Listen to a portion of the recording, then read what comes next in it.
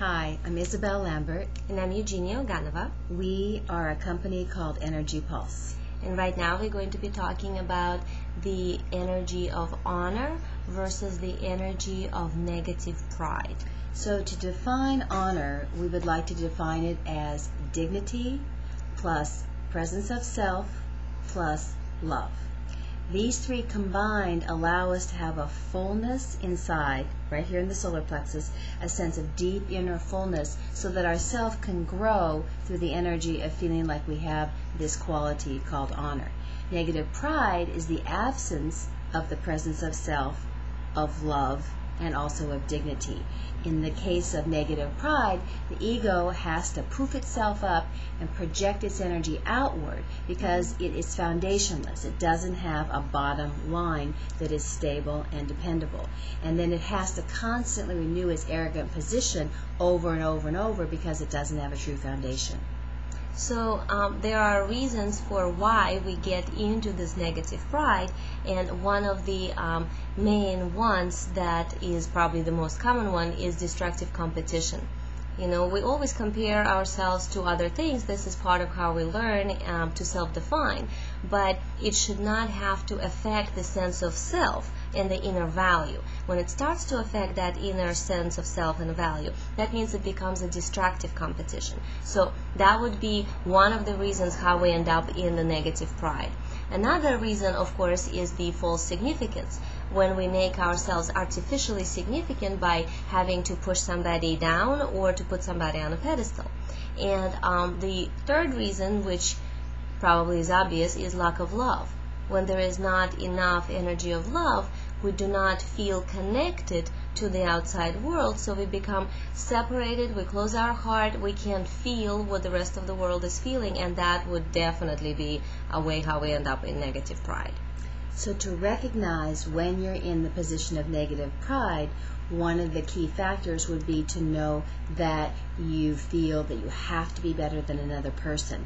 It's this sense of intense competition, almost urgent need to be better than another.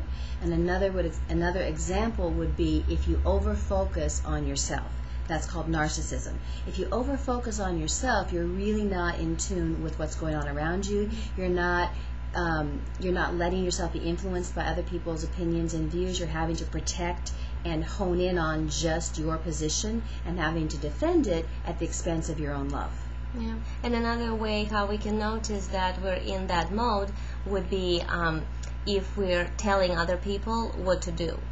It's lack of patience. We're not going with the flow of life that connects us and other human beings, but instead it becomes our way or no way. And of course, the most recognizable one probably would be judgment. When we're judging others, when we're in judgment, that means we're already in the mode of the negative pride. So when you want to figure out how to fix it, first of all, you'd have to be recognizing that you're in the position of being in negative pride. And as you recognize that, one of the ways you can fix it is to go into your root chakra. So focus downward through your body around your legs and hips. Go into the energy of your root chakra and stay very present to yourself. Stay really connected and open and present to yourself through the root chakra energy. That's a stabilizing factor. That builds a solid foundation. Then go into the heart and open love to yourself. No matter how much pain you're in with the negative pride energy, try to set that pain aside and open into love, the kind of love that you would feel for yourself for going through a difficult challenge. Yeah, and another way how we can fix the situation of negative pride and move ourselves more into the self-honoring is to notice that most of our energy at the time of being in a prideful mode is behind us. It's above and behind our shoulders. So one of the first things to do would be also to kind of breathe in, down, and then move a little bit of that energy forward so we become a center of ourself instead of behind ourselves pushing forward. So this way it also brings more energy to the heart and it anchors the dignity which connects to the honor element. And another thing, of course, is absolutely a requirement here is breathing. When we breathe, we move the energy. When somebody's in the mode of pride, they're not circulating energy. They're stuck in a particular energy configuration that's like a cement. But if they start breathing, that immediately starts circulating, and that would probably bring them more into the present moment, more into heart, more connect with other people, and that breath stirs the energy around, allowing the person to go into the mode of honor instead of negative pride. And that depth of breath allows the spaciousness to occur so that the love and the sense of presence and the dignity energy can come forward to mix like in a recipe. Without the breath, everything becomes too compartmentalized, too separate, and then the separate pieces vie for position of power. So it's like having a bunch of arguing children in your presence and you can't figure out how to make them all get along. With the energy of the breath, you can go really deeply into spaciousness, listen to all the parts that are at war, pull them together, and that even doing that as a strategy or a method of self-awareness can bring forth this energy of the true feeling of that fullness of honor, self-honor. Yeah, and the self-honor is a component of our own divinity. We are in alignment with our soul essence when we are in self-honor.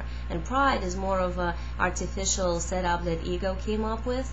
It's a personality-based thing that we do when we don't have the honor in order to feel something that seems like it, kind of similar to it, but it doesn't actually give us the same benefit as the true sense of honor does. And honor is like a sunburst. It's like this golden energy that just radiates from a person. They're generous. They can be flexible. It's this sunburst quality. And pride is actually very spiky. Looks like little tiny arrows in the energy field. It's very spiky, and it connects to bitterness. And that bitterness comes from the lack of the fullness. So as you go through these different steps and write them down and practice them, then when you're in the midst of a difficult situation where you're involved in negative pride, you'll remember to go through these steps and resurrect yourself back into honor. So if you would like to know more information on this subject or other subjects like this, you can visit our website, which is www.energypulsesource.com. There's some recorded workshops there that you can download and practice at home. There's also a book called Mission Alpha, The Wise and Passionate You. Yep. You can purchase this book on Amazon.com by typing in my name, Eugenia Oganova, or you can also get it on our website. Thanks so much. Bye. Thank you. Bye-bye.